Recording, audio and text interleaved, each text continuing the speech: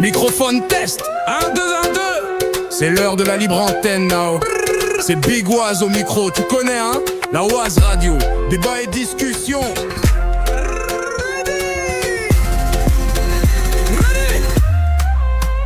Libre, libre, l'antenne est libre.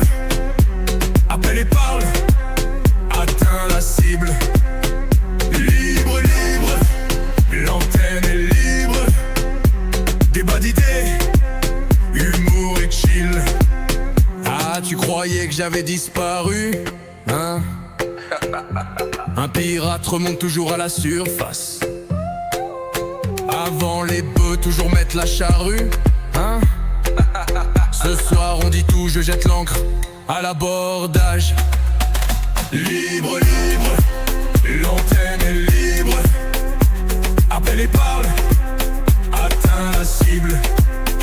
Libre, libre, l'antenne est libre. Débat d'idées, humour et chill.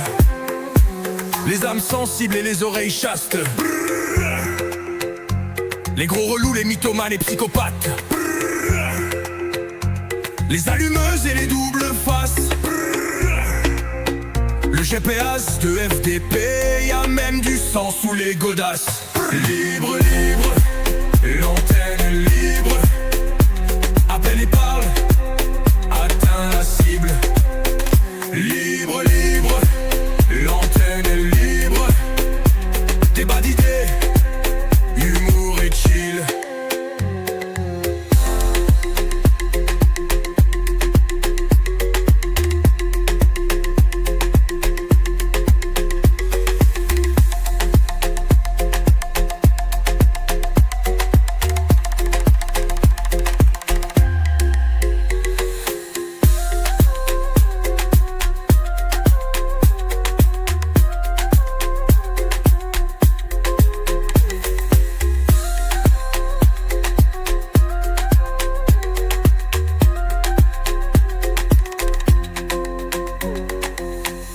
Les âmes sensibles et les oreilles chastes.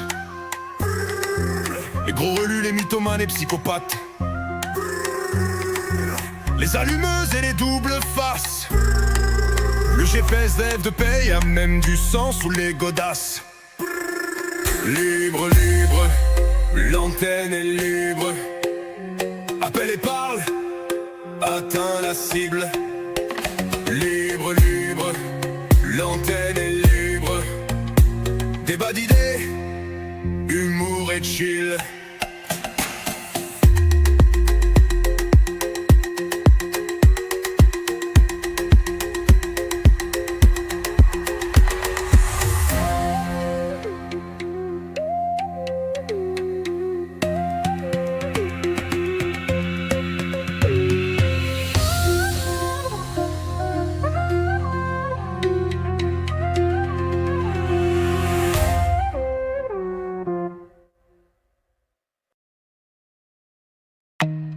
Remix.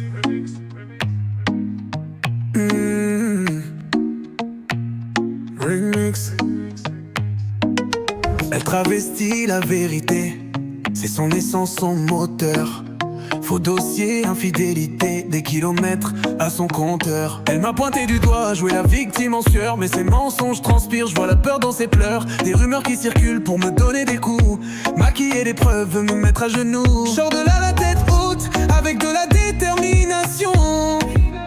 Le mensonge est un art, pour certaines c'est un don. La calomnie hurle mais son bruit m'atteint pas. La vie m'a forgé, habitué au coup bas. Elle voulait son buzz, mon nom dans ses flammes. Mais je reste fidèle à mes principes, à cette femme. C'est la sœur à qui, hein.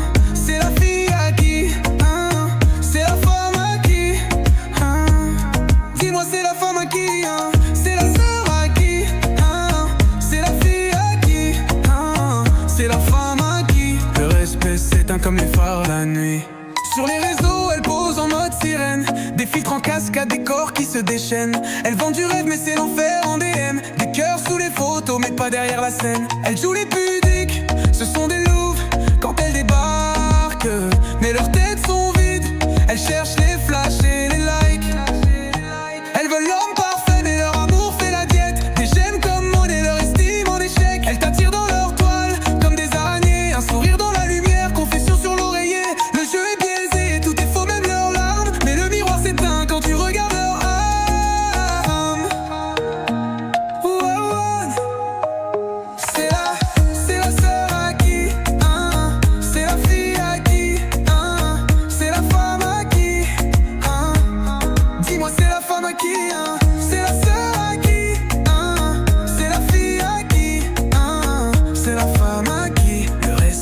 s'éteint comme les phares la nuit. Mais cours, cours, cours, ne te retourne pas, non, non, ce n'est pas de l'amour. Ce genre de femme, je n'en veux pas, non. Regarde à gauche, regarde à droite, elle veut avoir tous les mecs à ses pieds. Double visage de psychopathe, ce genre de femme, je te laisse volontiers. Des miettes, que des miettes, que des miettes, je n'en veux pas, non, non, non, non. Des insultes et des prises de tête, c'est pas pour moi, non, non, non, non. Des miettes, que des miettes, que des miettes, je n'en veux pas, non, non, non, non.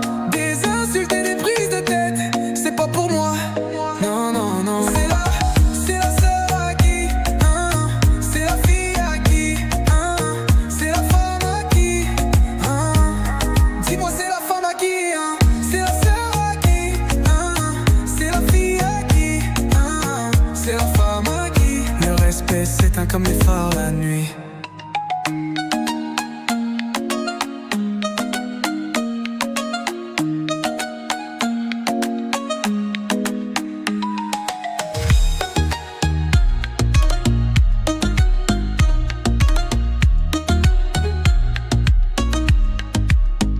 C'est la sœur à qui, c'est la fille à qui, c'est la femme à qui, dis-moi c'est la femme à qui, c'est la sœur à qui, c'est la fille à qui, c'est la femme à qui. Le respect s'éteint comme les phares la nuit.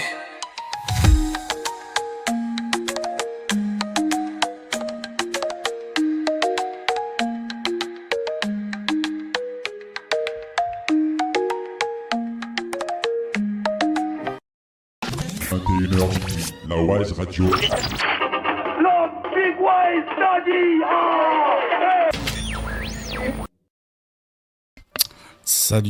Salut Carole. Bon, j'espère que tu vas bien. Donc on va attendre un petit peu avant de démarrer. Bonjour et bienvenue dans le Flash Info de la Oise Radio de la semaine. Procès de la mort de Margot, 10 ans. Tuée lors d'une sortie à vélo à La Rochelle. 4 ans de prison avec sursis requis contre la conductrice de 83 ans. L'attitude de la conductrice, c'était évidemment compliqué à appréhender. Elle a eu quelques mots à la fin. On l'a poussé à avoir ces mots. Donc non, égal à ce qui était malheureusement attendu, égal à ce qui s'est passé depuis un peu plus d'un an. Donc, malheureusement, on est envers quelqu'un qui n'a pas de regrets, ne sait pas voilà. Donc quelqu'un ne sait pas les exprimer, mais c'est pas un problème non plus de capacité intellectuelle, puisque ça a été quand même presque évoqué. Je pense que n'importe qui est capable, un moment pendant un an, plus de 12 mois, en tous les cas d'avoir un geste envers l'ensemble des familles. Les meilleurs sont partis, le pire est resté. Et particulièrement avec Margot, bon, voilà, la grande bienveillance et l'empathie qu'avait Margot, là on est aux antipodes. Il n'y a pas les mots, selon vous, il n'y a pas les sentiments non plus. En tout cas, il n'y a pas de réaction du tout, pas de ressenti. Je parle pour l'ensemble des familles, on est resté outrés. Une enquête a été ouverte après des propos menaçants visant le président Emmanuel Macron, tenu par un rabbin israélien dans une vidéo, après un signalement du ministre de l'Intérieur, a indiqué vendredi le parquet de Paris. Le rabbin a proféré plusieurs menaces abjectes, notamment à l'encontre du président de la République, a écrit sur X Bruno Retailleau, dénonçant des propos totalement inacceptables. Ce président français, il faut qu'il le sache, il a tout intérêt à se préparer son cercueil. Dieu va lui montrer ce que ça veut dire vouloir être aussi effronté et vouloir avoir des déclarations contre Dieu. C'est pas contre le peuple juif seulement, c'est mais contre Dieu qui a dit que cette terre serait donnée au peuple d'Israël et que cette terre va revenir entièrement, toute la terre, sans aucune part. Ces gens qu'on appelle ces Palestiniens qui sont des nomades qui étaient de passage, qui se sont installés là, je leur conseille vivement de se dépêcher de faire leur bagage et de s'en aller parce qu'ils ne pourront pas rester dans cette terre-là, quoi qu'il arrive. Suite à sa vidéo, il revient sur ses propos et poste une seconde vidéo. Les gens qui ont cherché à dénigrer et à déformer mes paroles, c'est vraiment c'est du mensonge pur et simple. Vous écoutez mes paroles. J'ai jamais menacé le président français Macron de mort, que Dieu préserve. Je ne menace personne. Moi, qui je suis pour menacer qui que ce soit? J'ai juste dit dans ma conviction profonde que celui qui enfreint les paroles de Dieu et qui ose aller à son encontre, ça peut lui coûter cher, et j'ai été clair là-dessus. C'est ça ce que j'ai dit, et j'ai dit que la parole du président de vouloir reconnaître un État palestinien n'était pas une atteinte au peuple juif, mais c'est comme si qu'il allait à l'encontre des paroles de Dieu, et qu'on sait que dans l'histoire que Dieu n'a pas pardonné à celui qui a voulu aller à son encontre. Je donnais l'exemple de Titus. Donc on a voulu tout simplement déformer, il n'y avait aucune menace de ma part, c'est des mensonges purs et simples, et je le dis parce que il y en a qui, les antisémites cherchent à utiliser ça. Moi, ça me fait absolument ni chaud ni froid. Je diffuse la parole de Dieu. Le patron de l'INA, suspendu de ses fonctions par la ministre de la Culture, Rachida Dati. Oui, car Laurent Vallée est dans le viseur de la justice. L'homme de 55 ans a été interpellé le 29 juillet. La raison, Jean-Baptiste Marty, s'être fait livrer de la drogue. Oui, de la cocaïne pour une valeur de 600 €, de la drogue directement achetée à un mineur de 17 ans. Ce sont les policiers lors d'une patrouille qui ont d'abord contrôlé le vendeur, ce qui a ensuite permis de remonter jusqu'à l'acheteur, donc Laurent Vallée. Une interpellation chez lui sans résistance. Il a reconnu les faits puis a été placé en garde à vue, présenté à la justice. Le président de l'INA a finalement écopé d'une injonction thérapeutique, autrement dit une obligation de soins. C'est là une polémique de plus pour l'Institut national de l'audiovisuel.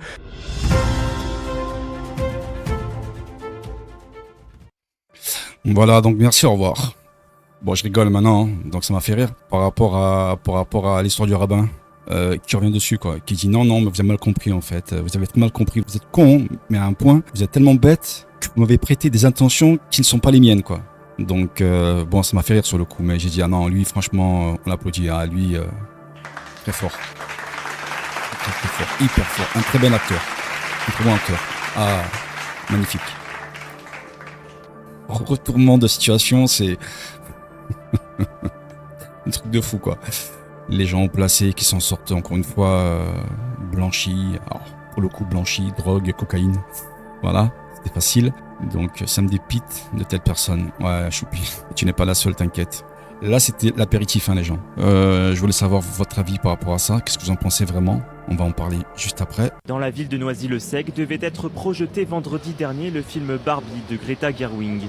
Mais sur place, un groupe de jeunes hommes s'indigne de ce choix et fait pression sur les agents de la mairie pour que le film ne soit pas diffusé. Il n'y avait aucun enfant qui avait plus de 10 ans dans le quartier à ce moment-là. Donc une cinquantaine d'enfants assis avec d'enfants de 8 ans, 7 ans, 6 ans, 5 ans qui regardent un film à caractère sexuel. Je suis désolé, mais c'est pas une question de religion, c'est une question de bon sens. On ne met pas de film comme ça aux enfants. Selon le maire, le groupe reprochait à cette satire féministe de faire l'apologie de l'homosexualité et de porter atteinte à l'intégrité de la femme. Très vite, la polémique enfle, au point de faire réagir le ministre de l'Intérieur.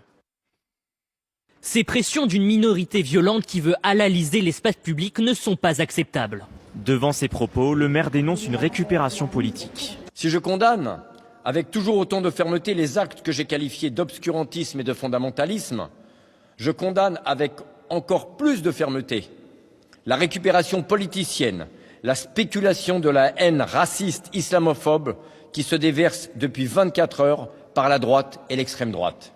Une enquête a été ouverte pour menaces, violences ou actes d'intimidation envers un chargé de mission de service public. Le maire de Noisy-le-Sec promet quant à lui de reprogrammer le film. Qu'est-ce que vous en pensez par rapport à ça? Est-ce que vous pensez qu'ils ont eu raison? Merci Carole. Ah, ouf. Je pensais être le seul en fait à penser ça, tu vois. Vraiment en marche sur la tête, hein. Un film à caractère sexuel. Moi, je suis pas du tout homophobe, hein. Ils font ce qu'ils veulent. Mais je pense que les enfants qui ont moins de 10 ans, je veux dire, voilà, ils ont autre chose à foutre à un moment donné et qu'on leur fout la paix, quoi. Ça me donne envie de vomir. Ok, Choupi. Bon, ben vous me rassurez, quoi. Je suis pas le seul fou, donc ça me rassure. Est-ce que je suis le seul à penser comme ça? Est-ce que je suis le seul à me dire quand même, on va loin? La dernière info, alors c'est pas une vidéo, c'est un article. Je vais quand même vous l'afficher sur l'écran. Est-ce que vous avez suivi l'histoire de la TSEM ou pas du tout? Qui avait apparemment fait des actes de paix. Installez-vous bien, prenez les pop-corn, prenez une boisson, parce qu'après on va dire que c'est moi qui suis fou, hein.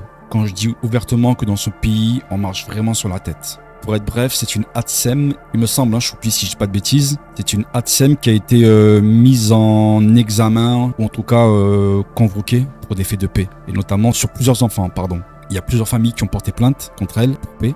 D'ailleurs, je crois qu'elle a été licenciée de son taf, il me semble. Ouais, c'est ça, hein, voilà. Et donc, il y a eu un article quand est-ce hier. On va le regarder. L'article, je vous laisse le soin de voir en même temps que moi. Agression sexuelle sur des enfants en maternelle. L'ATSEM de l'héros remise en liberté sous contrôle judiciaire. Normal, encore une fois, donc tout va bien. Écroué dans une affaire de agression sexuelle sur des enfants de 3 et 4 ans. L'ex-employé dans une école de Vic-la-Gardiole, dans l'Hérault, avait demandé ce mardi à être libéré. À pouvoir sortir, Annie F, normal. Mise en examen, voilà, c'est ça. La cour d'appel de Montpellier a rendu sa décision ce jeudi. Elle est remise en liberté sous contrôle judiciaire, a indiqué un avocat des parties civiles. Ouais, bon bref, je vais pas tout vous lire, mais voilà quoi. Tout est normal quand je vous le dis que dans notre pays, on peut tout faire à nos gamins, à nos gosses. On peut tout faire. On sort libre et ça passe crème. Là par contre, il n'y a pas de manif, hein. Là, j'ai vu qu'il y avait eu une manif dans l'Hérault d'ailleurs, je crois aussi, ou à Béziers, je sais plus où. Il y avait eu une manif anti-corrida. Tout ce qui est corrida, je suis contre. Hein. Moi, en tout cas, pour ma part, je n'ai vu aucune manif par rapport à tous les faits qui sont sortis par rapport à ces gamins. Moi, je n'ai vu aucune manif. Bizarrement, à chaque fois, les personnes, elles ressortent libres. Comment ça se fait ? Comment ça se fait qu'on m'explique à un moment donné, comment ça se fait que ces personnes, des prédateurs ou prédatrices, comment ça se fait qu'à chaque fois, elles sont mises en examen pour les mêmes actes et à chaque fois, elles ressortent libres. Comment ça se fait dans ce pays ? Je suis désolé. Oui, et pour des broutilles, elle est stricte. Exactement, voilà. Et quand je dis ça, c'est toujours la même réponse. Non, mais tu vas loin. Non, mais t'imagines quand même un petit peu ce que tu dis. T'imagines un petit peu ce que tu oses insinuer. Mais moi, j'insinue rien, en fait. Moi, je me base par rapport à des faits, je suis désolé, hein. Et les faits, à chaque fois, les faits me donnent raison. Je suis désolé. Les faits, à chaque fois, me donnent raison. Là, encore une fois, elle commet des actes de paix. Elle ressort libre. Comme si elle avait volé un carambar, s'il te plaît. Un mec, il va voler un yacht, s'il te plaît. Il prend 2 mois ferme. Qu'on m'explique pourquoi. Je voudrais savoir. Il faut arrêter les conneries. Quand j'ai vu l'info hier, j'ai dit non, c'est pas possible. C'est une blague. Est-ce que c'est un site satirique? Est-ce que c'est un fake? C'est pas possible. Comment ça se fait qu'à chaque fois, ces personnes-là, elles ressortent libres? Il y a vraiment un gros souci, il y a vraiment un gros problème en fait. Ça ne tourne pas rond dans ce pays. Ah, je comprends pas. Franchement, je comprends pas. C'est juste incroyable quoi. C'est juste incroyable. Voilà. Je vais redire exactement la même chose que la semaine dernière. Ces gens-là ne sont pas assignés à résidence. Comment ça se fait? Ils sont en liberté normale. L'actualité me donne encore une fois raison. Voilà, comme par hasard. C'est la petite parenthèse du soir. Avant de commencer par rapport au bouquin. Qui a lu le bouquin? Donc il y a eu, je crois qu'il y a Letty pour le coup qui a lu le bouquin, Carole qui l'a quasiment fini. On va commencer donc avec le premier bouquin. Je vous ai fait un petit récap. Bonsoir à tous. Ce soir, on va parler d'un livre qui a changé la vie de millions de personnes dans le monde, Le pouvoir du moment présent, d'Eckhart Tolle. L'idée de base est simple, mais puissante. Notre vie, elle se passe ici, maintenant. Pas dans nos souvenirs d'hier, pas dans nos projets pour demain, mais dans ce que nous vivons là, tout de suite. Le livre commence par une révélation. Nous ne sommes pas notre mental. Nos pensées sont comme des nuages qui passent dans le ciel. On peut les observer sans se laisser emporter. Par exemple, quand une pensée négative arrive, au lieu de dire « je suis nul », on peut se dire « tiens, voilà une pensée qui passe ». Ensuite, Tolle explique que la souffrance vient souvent de notre résistance à ce qui est. On veut que les choses soient différentes, on ressasse le passé ou on anticipe des problèmes. Mais plus on observe nos émotions, plus elles perdent leur pouvoir sur nous. Il insiste aussi sur l'importance de vivre pleinement l'instant. Le passé et le futur ne sont que des histoires qu'on se raconte. La vraie vie, c'est maintenant. Quand vous marchez, sentez vos pas, l'air sur votre visage, les sons autour de vous, et voyez comme l'instant devient plus vivant. L'auteur nous met aussi en garde contre les pièges du mental, la procrastination, l'inquiétude pour demain ou les disputes mentales avec des gens qui ne sont même pas là. Et puis il parle de la présence, cet état où l'on est attentif à ce qu'on fait, sans être ailleurs dans sa tête. Boire un café en sentant sa chaleur, écouter vraiment une personne sans penser à sa réponse, c'est simple, mais ça change tout. Un autre outil puissant, c'est le corps. Ressentir nos sensations physiques, juste être attentif à nos mains, nos pieds, notre respiration. C'est une porte directe vers le calme intérieur. Dans les relations, Tolle dit que l'amour vrai ne dépend pas de quelqu'un d'autre. Il vient de l'intérieur. Plus on est présent, plus nos relations deviennent simples et authentiques. Et enfin, il parle du lâcher-prise. Arrêter de lutter contre ce qui est. Ce n'est pas abandonner, c'est agir à partir de la paix plutôt que de la peur. Alors ce soir, j'aimerais qu'on en parle ensemble. Est-ce que c'est facile pour vous de vivre l'instant présent? Qu'est-ce qui vous en empêche? Et surtout, est-ce que vous pensez que cette façon de vivre peut vraiment changer nos vies? Ouais, c'est un super livre. Hein. Enfin, moi, en tout cas, j'ai vraiment aimé. Il est hyper intéressant, en tout cas. Qu'est-ce que tu en as pensé pour le coup? J'ai l'impression que ça apprend à réduire le stress qu'on a en se concentrant davantage sur le moment présent. Ça nous apprend à nous libérer, par exemple, des pensées négatives et les préoccupations, tu vois, qu'on peut avoir incessantes. Quand on est en boucle sur quelque chose, quand j'ai lu le livre, je me suis reconnue dans des situations et je me suis dit, oh là là, mais oui, donc c'est pour ça, en fait, non, faut revenir toujours au moment présent. Et j'ai l'impression que c'est un livre qui permet d'acquérir une paix intérieure assez... C'est ça. Ouais, c'est ça. C'est ça, tu vois. Et une fois qu'on a la paix intérieure... Exactement ça. Ah ben après tout roule. Hein. Pour ceux qui n'ont pas lu le livre, je vais vous énumérer les chapitres en fait qu'on peut trouver dans ce livre-là. Alors il y a 10 chapitres normalement. Le chapitre 1, vous n'êtes pas votre mental. Le chapitre 2, se sortir de la souffrance par la conscience. Chapitre 3, plonger dans le moment présent. Chapitre 4, les stratégies du mental pour éviter le moment présent. Chapitre 5, la présence en tant qu'état. Chapitre 6, le corps subtil. Chapitre 7, diverses portes d'accès au non manifeste. Chapitre 8, les relations éclairées. Chapitre 9, au-delà du bonheur et du tourment, la paix. Et chapitre 10, la signification du lâcher-prise. Alors je voulais revenir un petit peu également, avant de débattre par rapport au bouquin, revenir sur différents chapitres qui peuvent être intéressants pour ceux qui l'ont pas lu. Alors chapitre 1, vous n'êtes pas votre mental. Le résumé simple, tu n'es pas obligé de croire tout ce que tu penses. Ton cerveau produit des pensées comme une radio qui émet en continu. Tu peux les écouter, mais aussi choisir de ne pas y réagir. Alors, citation, le mental est un outil merveilleux si on l'utilise correctement. Mais si c'est lui qui nous utilise, il devient destructeur. Exemple concret, quand tu as une pensée négative, dis-toi, tiens, c'est juste une pensée, pas un fait. Imagine que tu observes un nuage passer dans le ciel. Chapitre 2, se sortir de la souffrance par la conscience. La plupart de notre souffrance vient du fait qu'on résiste à ce qui est, ou qu'on ressasse le passé. Quand on observe nos émotions, au lieu de les nourrir, elles perdent leur force. Alors, citation, la douleur ne peut se nourrir que de douleur. Exemple concret, si quelqu'un te parle mal, au lieu de répondre tout de suite, respire et observe la colère monter. Ne t'alimente pas avec des phrases comme « il se moque de moi », juste observe, comme si tu regardais un feu s'éteindre faute de bois. Chapitre 3, plonger dans le moment présent. Alors le passé et le futur n'existent que dans ta tête. La vie réelle se passe maintenant. Plus tu reviens au présent, moins l'anxiété a de prise. Citation, la vie c'est maintenant. Il n'y a jamais eu un moment où ta vie n'était pas maintenant. Exemple concret, quand tu marches, au lieu de penser à demain, concentre-toi sur le bruit de tes pas, l'air sur ta peau, les couleurs autour de toi. Tu es vraiment là. Chapitre 4, les stratégies du mental pour éviter le moment présent. Résumé simple. Ton esprit adore inventer des problèmes pour plus tard ou ressasser ceux d'hier. Il croit t'aider, mais il t'empêche surtout de vivre. Citation, le mental cherche toujours à couvrir l'instant présent avec du passé et du futur.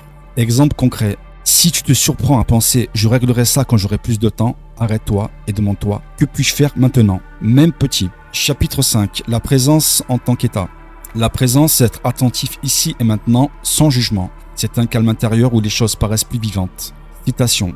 Plus vous êtes conscient et présent, plus vous remarquerez la beauté de la vie. Exemple concret, quand tu bois un café, au lieu de le siroter machinalement en pensant à ta journée, sens la chaleur dans tes mains, l'odeur, le goût. Chapitre 6, le corps subtil. Ton corps peut te ramener au présent. Ressentir tes sensations physiques coupe le flot de pensée. Citation, le mot miel n'est pas le miel. Exemple concret, ferme les yeux 10 secondes et ressens simplement tes mains de l'intérieur, sans bouger. Tu vas sentir une chaleur, des picotements. Tu es dans ton corps, pas dans ta tête. Chapitre 7. Porte vers le silence intérieur. Il existe plusieurs moyens d'accéder à un état de paix intérieure. Le silence, la respiration, observation de la nature. Citation, le calme est l'espace où naît la créativité et la paix. Exemple concret, coupe la musique et le téléphone pendant 2 minutes. Reste juste assis, respire, observe les sons autour de toi. Chapitre 8, les relations éclairées. Une relation saine ne vient pas de l'attente que l'autre comble un vide en toi, mais de 2 personnes déjà présentes et entières. Citation, l'amour véritable n'est pas dépendant de quelqu'un d'autre. Et ça, je vous le dis, à chaque fois. Exemple concret. Au lieu d'attendre que ton partenaire te rende heureux, fais aujourd'hui quelque chose qui te rend heureux seul, libre, marcher, créer. Ça c'est pareil. Chapitre 9. Paix au-delà du bonheur et du malheur. La paix intérieure ne dépend pas que les choses aillent bien. Elle vient de l'acceptation de ce qui est, même si ce n'est pas parfait. Citation. La paix est là quand on cesse de résister à ce qui est. Exemple concret. Coincé dans un embouteillage, respire. Observe les voitures. Accepte que c'est ce qui se passe maintenant plutôt que de bouillir intérieurement. Et enfin, chapitre 10, c'est le lâcher prise. Lâcher prise, ce n'est pas se résigner, c'est arrêter de lutter contre la réalité et agir à partir de la paix plutôt que de la peur. Citation. Ce que tu crois que le monde te refuse, tu le refuses au monde. Exemple concret. Si un plan tombe à l'eau, dis-toi, ce n'est pas ce que j'avais prévu, mais voyons ce que je peux faire maintenant. Il y a plusieurs citations que j'ai relevées. Le mental est un outil merveilleux. S'il ne prend pas le contrôle de ta vie, la douleur ne peut se nourrir que de douleur. La vie, c'est maintenant. Le mental cherche toujours à couvrir l'instant présent avec du passé et du futur. Plus tu es conscient et présent, plus tu vois la beauté de la vie. Le calme est l'espace où naît la créativité et la paix. La paix est là quand on cesse de résister à ce qui est. Non, Carole, ça va, tu suis? Non, non. Non, c'est bon, je t'écoutais. Ok. Très bon livre, choupi, mais dur à mettre en place. Oui, bah après, évidemment, c'est dur, Letty, mais le chemin est long, mais... Oui, mais je me reconnais, c'est vrai. Non, ça va, ok, bon, c'est parfait du coup. C'est parfait. Pensez-vous qu'on puisse vraiment vivre le moment présent dans notre société actuelle? Par rapport au livre, de la façon dont on vit, nous, en effet, ça peut paraître compliqué de vivre au moment présent. Mais de mémoire, il me semble que dans le livre, il dit que c'est pas impossible, en fait. Il faut savoir se recentrer. Le moment présent, en fait, il existe vraiment. Autant le passé fait partie au passé. Exactement. Et le futur, le lendemain, on sait pas ce qui va se passer. Tu vois. Exactement, c'est ça, c'est ça. Dans 10 minutes, on sait pas. Et donc, c'est pour ça que, de ce que j'ai compris, quand on est vraiment dans le moment présent, même si c'est un mauvais moment, on reste quand même dans le moment présent et il faut le vivre, quoi, en fait. Même par rapport aux horaires et tout qu'on a quand on va au travail, faut vivre le moment présent. Après, c'est compliqué à mettre en place, mais c'est une habitude en fait. Après, comme tu dis si bien, le passé appartient au passé. Le futur, on ne connaît pas. Donc pour le coup, on se préoccupe même pas du futur. Et comme dit le bouquin, en fin de compte, il faut être vraiment focus sur le moment présent. Et c'est le plus important. Mais en tout cas, comme je vous le dis à chaque fois, vous voyez, le bonheur ne dépend pas des autres en fait. Le bonheur ne dépend que de vous. Normalement, vous n'avez pas besoin d'être heureux en compagnie de quelqu'un. En tout cas, c'est comme ça que le bouquin le dit. C'est comme ça que moi je le vois. C'est comme ça que moi je le vis. Une personne doit vous apporter un plus, un bonus. Donc en fait, t'es en train de... Mais je suis d'accord avec ce que tu dis, hein, mais t'es en train de dire... que c'est pas mais je suis complètement d'accord avec ce que tu dis, mais je veux être sûr de t'es en train de dire que le bonheur ne dépend pas de notre partenaire, c'est nous, on a déjà notre bonheur et que notre partenaire c'est le petit, le plus, c'est pas gentil, c'est le plus, voilà. Mais que en effet, c'est pas notre bonheur, c'est pas un partenaire qui va faire notre bonheur, on est d'accord. Carole, mais ça n'a rien à voir avec le fait d'être gentil ou pas gentil, mais c'est juste être réaliste en fait. Toute personne doit être heureuse ou heureuse seule. Et après, encore une fois, oui, quand on est dans une relation, quand on est en couple, ou peu importe, l'autre doit nous apporter juste quelque chose en plus. On va dire, ça peut être un bonheur plus si tu veux. Et le problème qui revient très souvent, moi je trouve, sans faire le psychologue à deux balles, c'est que très souvent, on est dans des relations où on attend énormément de l'autre, souvent. C'est pour ça que très souvent, pareil, et ça je vous le dis très souvent aussi, vous n'avez pas besoin de l'aval des autres. Ce n'est pas du tout la prétention. À partir du moment où vous êtes heureux tout seul ou toute seule, à partir du moment où vous savez ce que vous valez, vous n'avez pas besoin de l'aval des autres. Vous n'avez pas besoin d'attendre que les autres vous valident. Et pour ça, on se suffit à nous-mêmes. Parce qu'en tant qu'adulte, on a des habitudes en fait. On est habitué. J'ai du mal, moi, à m'attacher dans mes relations. Mais quand j'étais attaché, en tout cas dans certaines relations, c'est vrai que même moi, le premier, j'ai quelquefois attendu de l'autre. Et chose qu'on ne doit pas faire. Normalement, on ne doit rien attendre. Après, c'est compliqué à mettre en pratique.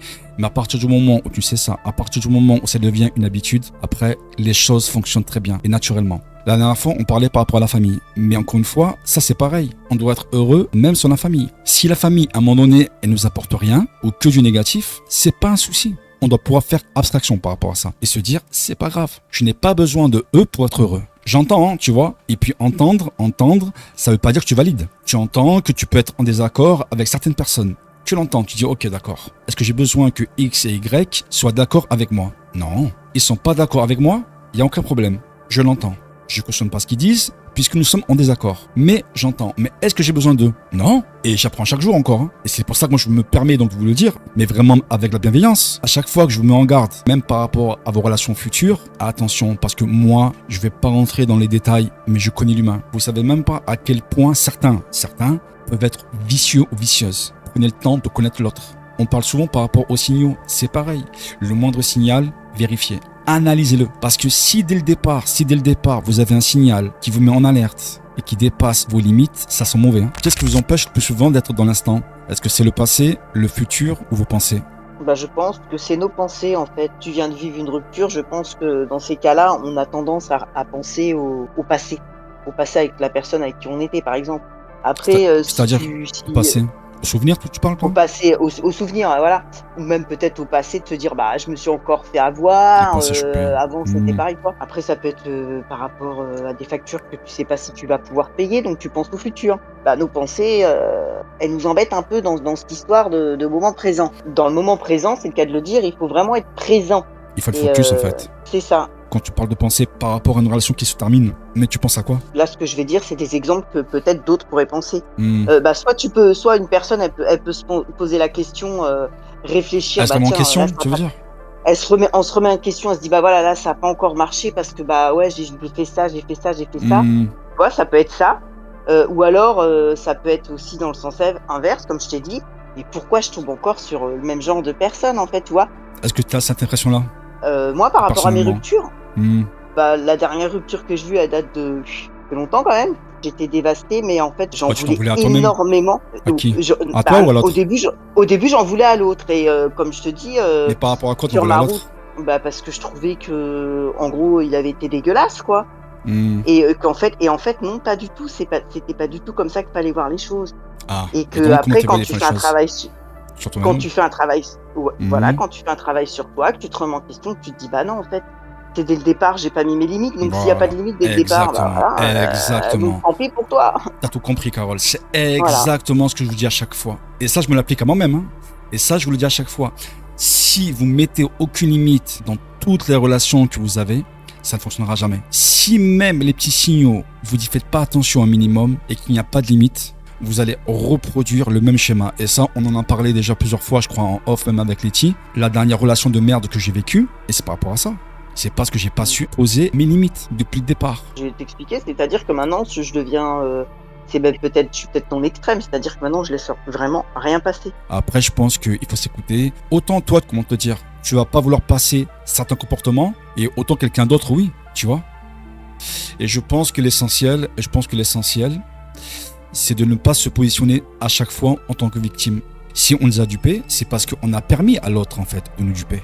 Parce que si on ne permet pas à l'autre de nous duper, l'autre, il peut nous faire aucun coup par derrière. Hein. Je suis désolé, et moi le premier. L'autre en face de toi, c'est même pas qu'elle est intelligente. C'est qu'elle est vicieuse, elle a le vice, mais c'est toi qui lui as permis, en fin de compte, de te berner, tu vois.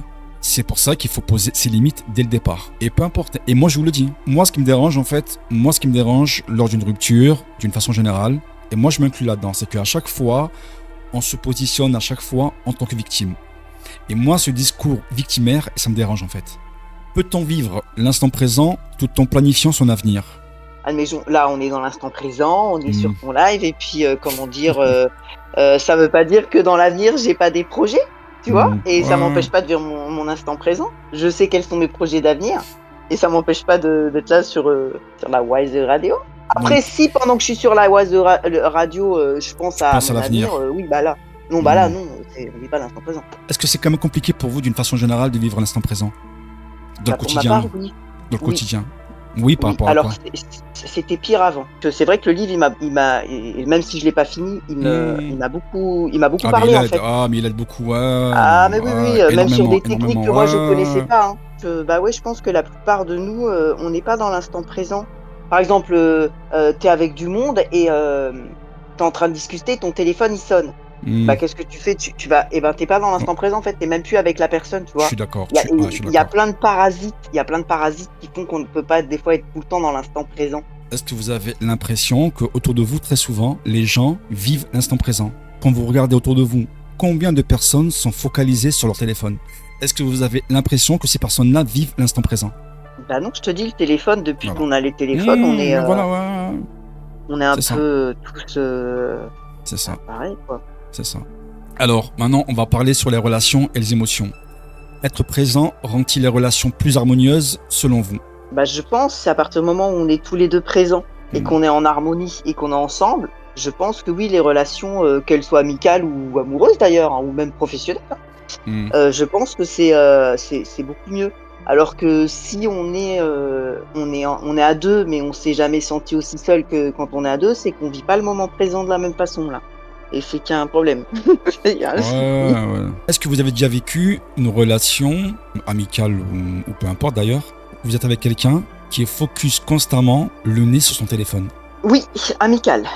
Et donc, donc ta réaction, donc ça a été laquelle pour le coup? Alors au début tu dis rien parce que tu dis bon, vas-y c'est bon, il va peut-être se détendre avec son téléphone. Et puis à un moment donné, moi j'ai fait pareil. Puis après, je lui ai dit, ça sert à quoi qu'on joue en fait Ouais, bah oui. Mais tu n'as pas eu la démarche de lui dire ou de l'expliquer? Non, j'ai voulu lui faire. En fait, je me suis fait avoir à mon propre jeu et c'est pour ça qu'en fait, il aurait mieux valu que je lui dise ouvertement à cette personne. Non, je me suis dit, je vais lui montrer comment c'est très désagréable en fait. Hein, et en fait, non, ça n'a pas marché. Ben oui, parce que tu as été son propre miroir, en fait, au final. Voilà, c'est ça. Question pour ceux qui ont un tempérament de feu, n'est-ce pas, Carole? Comment réagissez-vous quand une émotion forte arrive, comme la colère ou la peur? Bah, c'est horrible. Moi, je me contiens pas, en fait. Je cherche à corriger depuis tellement de temps. Alors, Ouais. c'est quand même mieux, mais c'est toujours pas ça, hein. Tu as du mal à gérer tes émotions, c'est ça? Bah, surtout Tu celle, penses? surtout celle de la colère.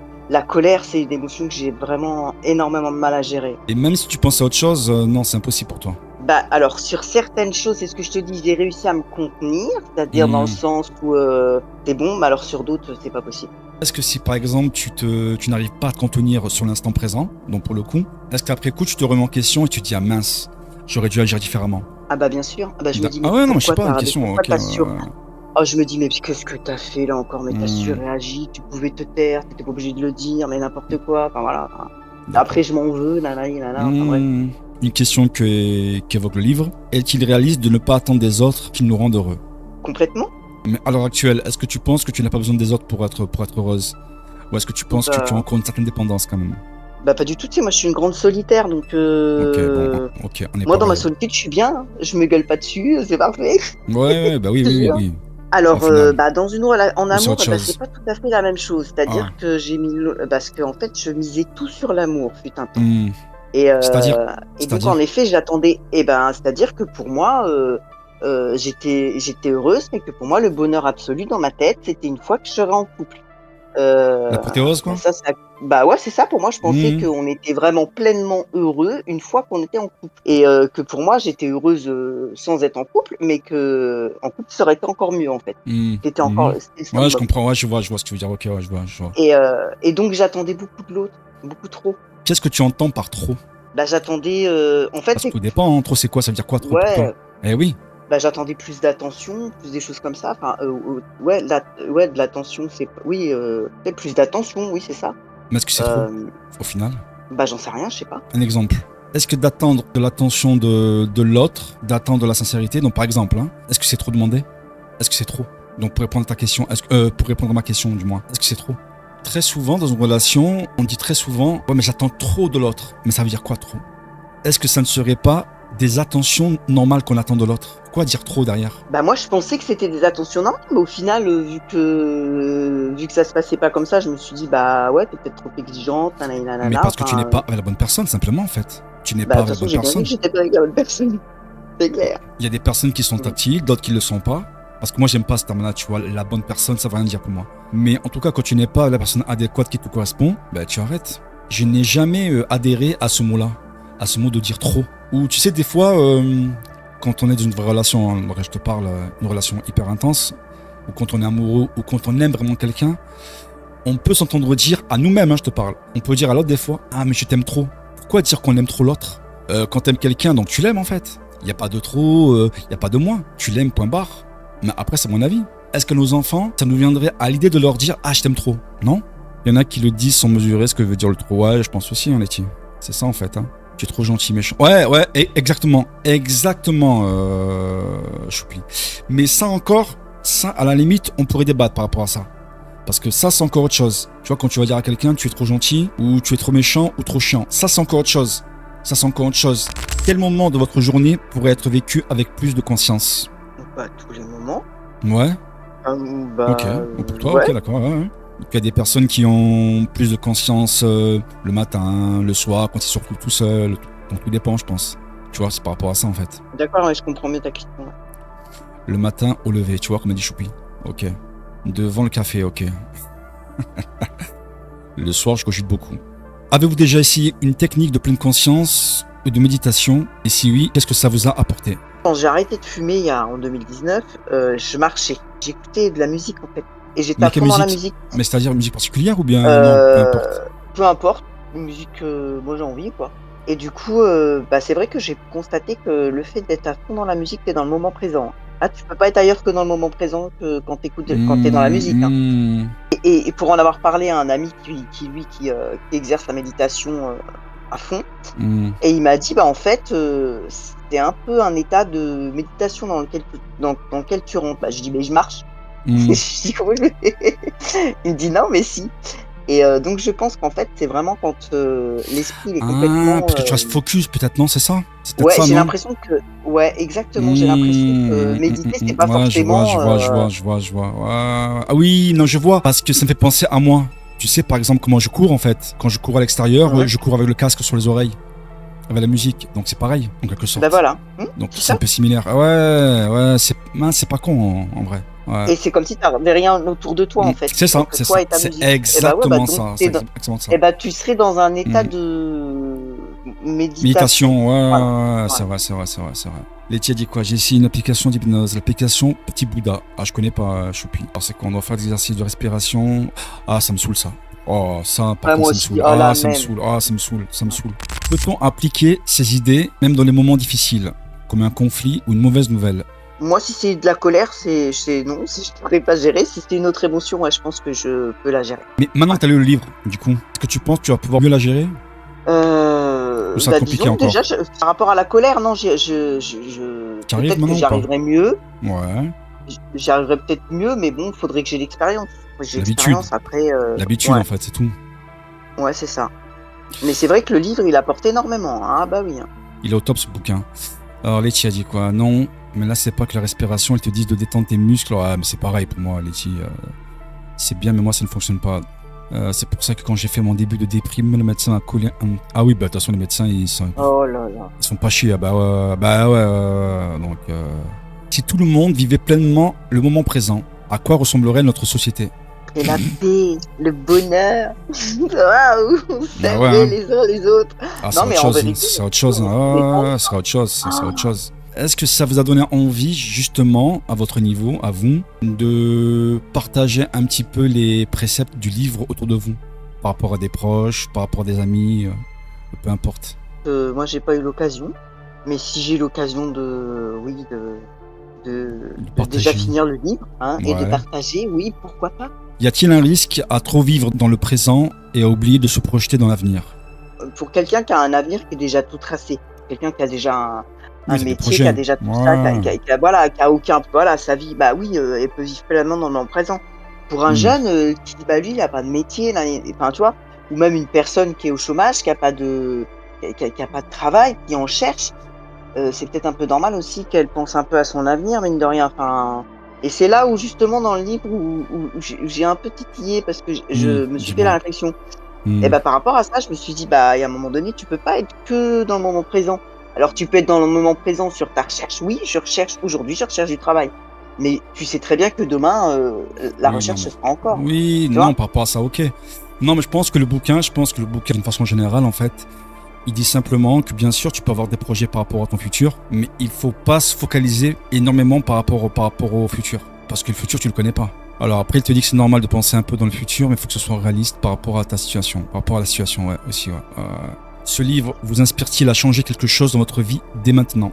Bah oui, moi je pense que le livre il incite à ce qu'on gagne en paix intérieure et tout ça. Enfin, il motive en tous les cas. Tu vois, je pense sincèrement. Ouais. Parce que ne serait-ce que quand il parle de la présence, que quand il explique que la présence c'est être pleinement ici et maintenant, sans aller dans le passé ou l'avenir, tu vois. C'est un bouquin qui te remet, enfin, je vais pas dire qu'il te remet les idées en place, mais presque. Je Là, pense. qui t'aide, en tout cas. Non, Après, mais il qui y a t'aide. C'est une aide, c'est voilà, une aide. c'est une aide. Après, c'est vrai que il n'est pas facile à comprendre, enfin, en tous les cas, ou alors c'est moi qui ai des problèmes de compréhension. Non, après chacun. Euh, Un truc qui n'a rien à voir, hein, mais je voulais avoir votre avis par rapport à vous en tant que femme. Je dis pas qu'il faut tout prendre, hein, voilà, c'est comme pour tout en fait. Hein. Ça parle de la liberté des femmes et je voulais avoir votre avis donc par rapport à ça. Et si la soi-disant libération de la femme cachait un autre agenda? Le succès d'une société repose sur des foyers solides. Quand certains centres d'influence le savent, un foyer uni, c'est un peuple qui résiste. Alors la stratégie a changé. On a promu l'image d'une liberté totale, sans toujours dire ce qu'elle exigeait en échange. On a répété « Tu seras libre, indépendante, forte ». Mais on a passé sous silence le reste. Une liberté qui peut aussi devenir une pression nouvelle. Quand la maison se vide, le temps de transmettre disparaît. Et ce vide, d'autres s'en occupent. On a construit un monde où les factures dictent les choix. Où beaucoup de parents travaillant par nécessité plus que par passion. Alors l'enfant passe du foyer à la crèche, à l'école, aux écrans. Très tôt, il est nourri par les valeurs du système.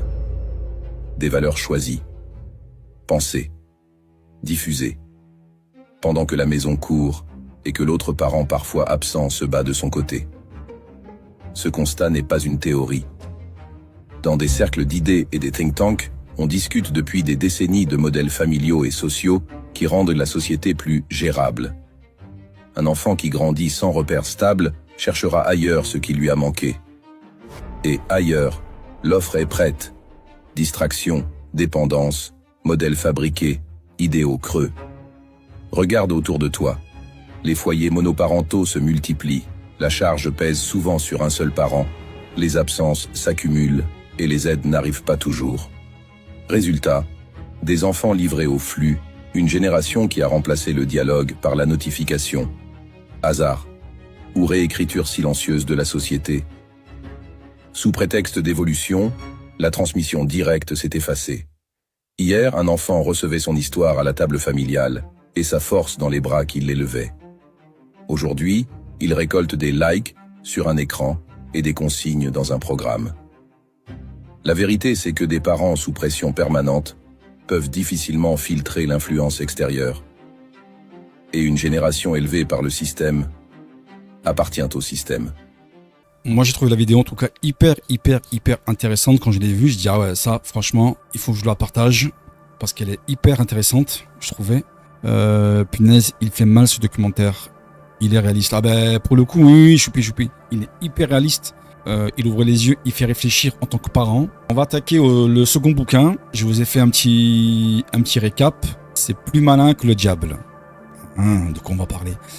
Napoléon Hill imagine une interview avec le diable, non pas une entité religieuse, mais une métaphore des peurs, doutes, croyances limitantes et distractions qui nous empêchent de réussir. L'objectif du livre est de révéler les stratégies utilisées par le diable pour maintenir les gens dans la médiocrité et comment s'en libérer. Il explique que la majorité des gens sont drifters, ils dérivent dans la vie sans but précis et que seul un esprit maître de lui-même peut échapper à cette emprise.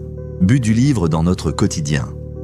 Ce livre est un manuel anti-procrastination et anti-vie passive. Anti-procrastination signifie littéralement lutte contre la procrastination. Procrastination, car remettre systématiquement à plus tard ce que l'on pourrait ou devrait faire maintenant, souvent pour des raisons de paresse, de peur ou par manque de motivation. Anti-procrastination, toutes les stratégies, habitudes et états d'esprit qui visent à agir tout de suite plutôt que repousser afin d'avancer vers ses objectifs sans se laisser piéger par l'inaction. Par exemple, faire une tâche dès qu'elle prend moins de 5 minutes.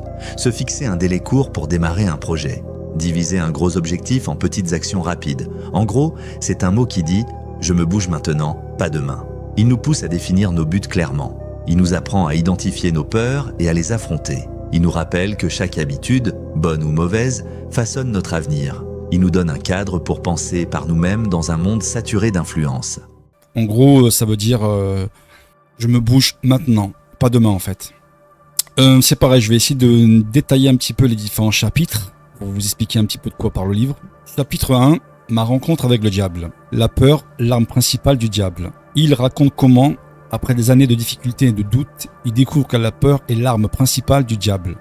Le diable explique qu'il contrôle 98% des humains par leurs pensées négatives. Idée clé, la peur est l'outil principal utilisé pour contrôler les gens. Alors il y a la peur de la pauvreté, peur de la critique, peur de la maladie, peur de perdre l'amour, peur de la vieillesse, peur de la mort. Citation, la peur est l'outil par lequel je tiens les hommes en esclavage. Exemple concret, avoir peur d'échouer empêche souvent de lancer un projet, de demander une promotion. Un exemple concret encore une fois, au lieu de repousser un projet par peur de l'échec, commence avec une petite action aujourd'hui.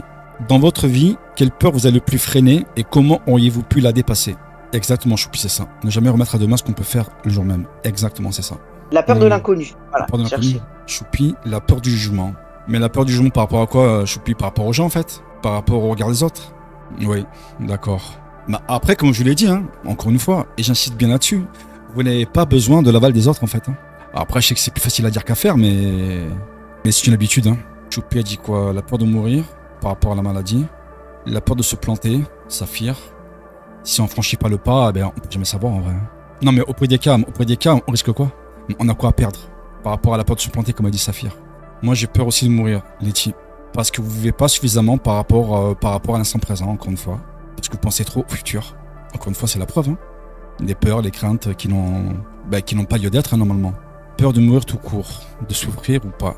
Ah ouais, vous avez des peurs que moi j'ai pas. Hein. Donc pour le coup, là, moi ces peurs-là, je les ai pas. Hein. Même par rapport à des projets pro, moi je me suis dit à chaque fois, hein, en face de moi, ça ne reste qu'un humain. Hein. La peur de l'avenir pour mes enfants. Ah ouais, vous avez ça? Non, moi je n'ai pas ça. Je réfléchis en fait à quelle peur j'aurais. En vrai de vrai, hein. J'ai pas vraiment de peur, je pense.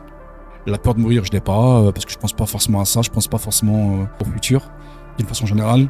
Parce que je pense qu'encore une fois, je vis vraiment l'instant présent en fait, moi. Et je pense pas vraiment en fait au futur, tu vois. Après, je sais pas si c'est mal ou si c'est bien, hein, tu vois, mais non. Oui, après arrive ce qui arrive, quoi. C'est ça. Quand tu prévois, ouais, exactement, exactement. Voilà. Ouais, non, mais je suis d'accord, non, mais là-dessus. Exactement. Et quand tu prévois, et quand tu prévois, il y a les choses que tu peux pas parer, il y a les choses qui t'arrivent et que t'as pas prévues. Et plus je pense que je vis vraiment, mais vraiment au jour le jour. Hein. On va passer au chapitre 2, les drifters et les non-drifters. C'est vivre sans but. Donc ça, c'est encore autre chose. Le drifting, vivre sans objectif précis, se laisser porter par les circonstances. Le contraire, c'est avoir une vision claire et des buts concrets. Alors, idée clé, les gens qui n'ont pas d'objectif précis deviennent vulnérables à l'influence négative. Citation. L'individu qui pense par lui-même est immunisé contre mon influence. Exemple concret, une personne qui définit un objectif de carrière précis et planifie ses actions est moins vulnérable aux distractions. Comment savoir si on dérive dans la vie ou si on suit réellement notre propre cap? Quand t'as pas de but, en fait, est-ce que tu vis vraiment? T'as pas de raison, en fait. T'as pas de raison. Et peu importe le but, si admettons ton but c'est de devenir riche, et ben tu vas faire un travail pour gagner de l'argent. Si ton but c'est de partir en vacances, tu vois, peu importe le but, hein, le but. Ouais. Mais en fait, si ton but c'est, je sais pas, je te donne un exemple d'apprendre une chanson toutes les semaines, tu vois. Tant que t'as un but, peu importe le but, c'est bien. Parce que quand t'as pas de but, c'est pas bon du tout. Hein. C'est limite t'es en dépression. Hein. Est-ce que tu vis sans avoir un but justement? Est-ce qu'on peut vivre sans but? Bah je pense que quand on a vraiment pas de but dans la vie, c'est ce que je t'explique. Je pense qu'on est dans la tête, ça va pas. De toute façon, la première des choses que un psy va demander à quelqu'un qui commence à être en dépression, c'est est-ce que vous avez un but dans la vie? Et justement, quand généralement on n'en a pas. Et justement, le but c'est de retrouver un but dans la vie. Tu vois? Et peu importe le but. Hein. Chapitre 3. Le pouvoir des habitudes. Le diable avoue que certaines habitudes protègent les gens de son influence. Là, on parle du diable, hein, d'accord? Objectif précis, maîtrise de soi, apprentissage de l'adversité, contrôle de ses habitudes, utilisation correcte du temps, harmonie dans les relations et avoir une foi inébranlable. Citation. L'habitude est mon arme la plus puissante. Exemple concret. Se coucher et se lever à heure fixe crée une discipline qui réduit la procrastination. Nos habitudes déterminent notre futur, bonnes ou mauvaises. Qu'en pensez-vous déjà par rapport à ça? Oui, je pense. Si on a des mauvaises habitudes, tôt ou tard, ça va se répercuter dans notre avenir. Par exemple, quelqu'un qui dépense plus que de raison, il y a un moment donné, son avenir va pas être très raisonnable financièrement, par exemple. Exemple concret. Si tu veux lire plus, commence par 10 minutes par jour à heure fixe. Laquelle de ces habitudes est la plus difficile à développer pour vous? Objectif précis, maîtrise de soi, apprentissage de l'adversité, contrôle de ses habitudes, utilisation correcte du temps, harmonie dans les relations et avoir une foi inébranlable. Choupi a dit maîtrise de soi. Sans tomber dans la routine alors. L'habitude, ok, mais modérément. Oui, Saphir. Mais oui, on parle pas d'habitude mauvaise en fait. Carole? Moi, je mettrais utilisation correcte du temps et puis et avoir une foi inébranlable. Voilà. Ok, d'accord. Ouais. Et toi, tu nous as pas dit? Oui. La plus compliquée? Maîtrise de soi, je pense aussi, ouais. Ouais, maîtrise de soi. Tu vois, Letty, pareil. Saphir a dit quoi? La foi, oui. Chapitre 4. Attention, n'ayez pas peur. La peur, justement, la peur et ses 6 fantômes.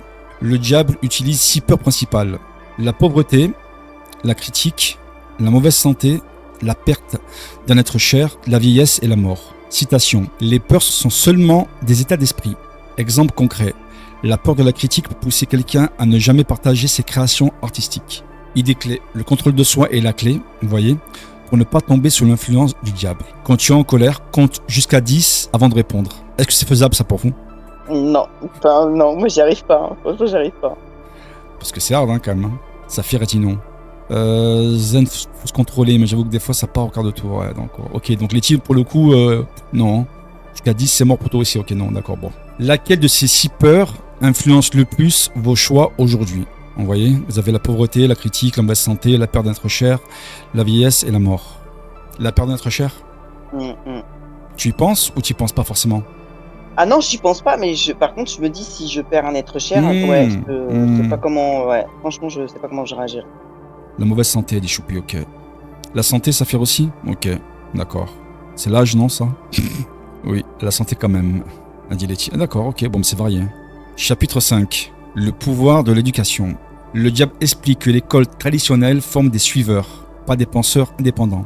Quel est votre avis par rapport à ça déjà? Avant que je poursuive. Bah, moi, je suis d'accord avec le diable, hein, vraiment. Vraiment. Serais-tu pour le coup une diablesse alors? Bah, je sais pas, mais je suis d'accord avec lui. Hein. La véritable éducation vient de l'expérience et de la réflexion personnelle. Citation. Les hommes qui pensent par eux-mêmes sont dangereux pour moi, dit le diable. Est-ce que vous êtes d'accord avec ça? Oui. Ah. On peut pas les influencer. Voilà, tout à fait. Oui, tout à fait d'accord, Eddie Choupi. Exemple concret, ça me donne encore une fois raison. Lire des livres de développement personnel et appliquer leurs conseils peut libérer l'esprit. Vous voyez? On parlait du livre Vivre l'instant présent, c'est exactement ça, les filles. Vous voyez, c'est exactement ça. Regardez la suite. Hein. Apprendre à penser par soi-même nous protège de la manipulation. Exemple concret. La prochaine fois que tu lis une information, pose-toi, quelle est la source? Pourquoi ce message m'est-il donné? Alors, question, l'école vous a-t-elle appris à penser ou à obéir? L'école nous a appris à obéir. Non, c'est bizarre, je suis pas surpris de ta réponse, Carole. Attends, c'est bête, hein, c'est bizarre quand même, je suis pas surpris. Non, mais je pense pareil, hein, de toute façon, je pense pareil. Chapitre 6. Maîtrise de soi et autodiscipline. Sans discipline personnelle, même le meilleur objectif reste un rêve irréalisé. Citation. Écoutez bien les filles. Hein. Celui qui se maîtrise son destin. Exemple concret. Économiser 10% de chaque revenu, peu importe la tentation de dépenser. Idée clé. Le bonheur vient d'un but clair et de l'avancement constant vers celui-ci. Le dernier chapitre, après j'aurai des questions par rapport au livre.